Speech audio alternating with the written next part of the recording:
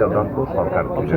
আমার ধান্দা এরকম ফসলে আমি বুঝতাম যে কত কষ্ট। কৃষকের আমরা ন্যায্য মূল্য দিতে চাই। ব্রাউনবাড়িয়া এই যে দেখেন, এরা তো এইমাত্র ধান কাটতেছে, ধান কিনা হবে। এই সরকার কৃষককে মনে প্রাণে বিশ্বাস করে। তারেক রহমানের সরকার, বিএনপি সরকার গণতন্ত্রের সরকার, এটা জনগণের দ্বারা নির্বাচিত সরকার। মনে প্রাণে আমরা বিশ্বাস করি। দেশের ৭৫% মানুষ কৃষক, আমি নিজেও একজন কৃষক।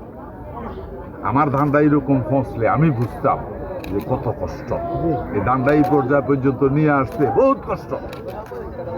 হ্যাঁ, সো এই সরকারের সিদ্ধান্ত হলো, মূলনীতি হলো, মূল টার্গেট হলো কৃষকের অর্থনৈতিকভাবে স্বাবলম্বী করা। এবার আপনি বুঝছেন, উনি কইছে খাল, আমি কইছি সোলার। তার মানে আমরা অনেক অ্যাডভান্স চিন্তা করে বসে আছি। হ্যাঁ, আমরা অনেক অ্যাডভান্স চিন্তা করে বসে আছি। ধানগুলি শুকায় আসলে এখন তো সিদ্ধান্ত সরকার কিনবে না।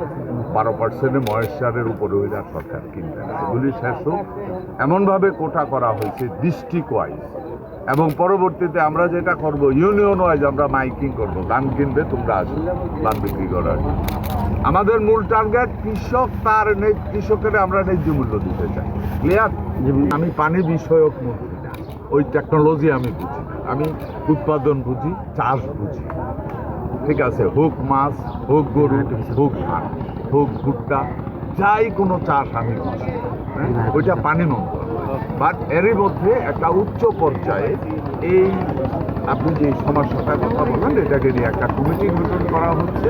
ওনারা দেখছে কি করলে পরে এখানে এই যদি সমস্যার সৃষ্টি হয়, ওই সমস্যাটা কিভাবে সমাধান করা, একদম এক্সপার্টদেরকে দিয়ে এটা তৈরি একটা